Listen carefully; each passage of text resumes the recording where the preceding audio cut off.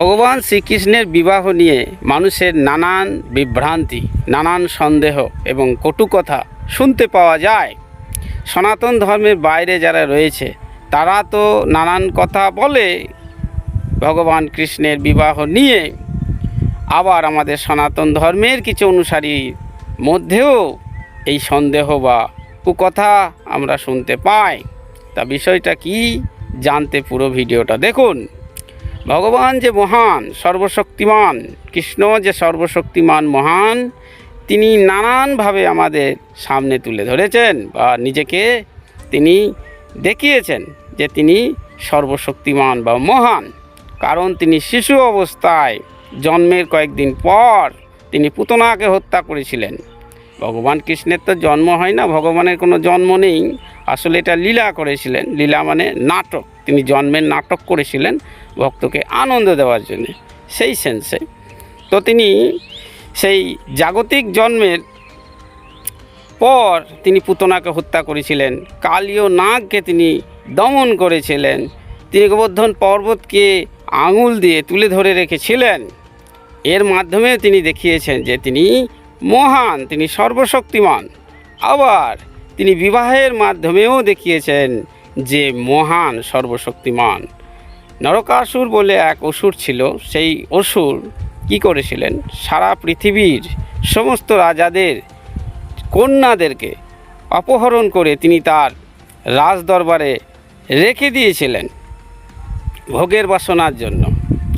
ভগবান কৃষ্ণ নরকাসুরকে হত্যা করে সেই সমস্ত নারীদেরকে 16,108 জনকে উদ্ধার করেছিলেন, তাদেরকে উদ্ধার করেছিলেন।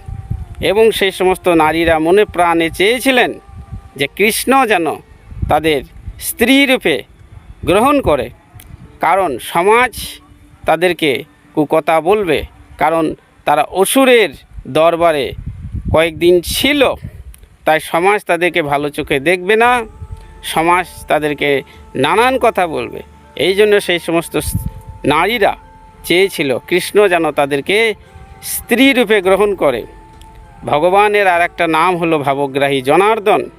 তিনি ভক্তের মনের কথা বুঝতে পারেন এবং সম্মান দেন, তাই কৃষ্ণ তাদেরকে স্ত্রী রূপে মর্যাদা দিয়েছিলেন এবং 16,108 জন নারীকে তিনি স্ত্রী রূপে মর্যাদা দিয়ে তাদেরকে আলাদা আলাদা 16,108টি মহল বানিয়ে তাদেরকে রেখে দিয়েছিলেন।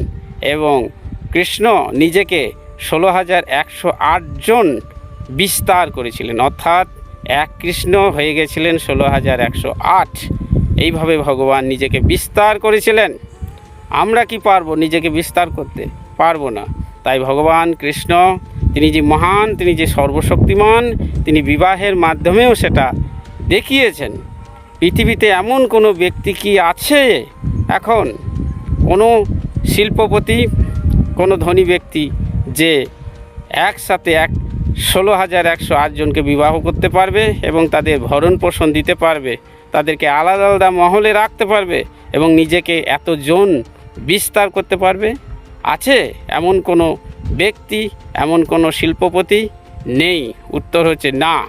তাই এই যে মহান কার্য, এই যে বিশাল কার্য, এতজনকে বিবাহ করা, আলাদা আলাদা মহলে রাখা, নিজেকে বিস্তার করা, এটা একমাত্র ভগবান শ্রীকৃষ্ণের পক্ষেই সম্ভব। কারণ তিনি ভগবান, তিনি মহান, তিনি সর্বশক্তিমান।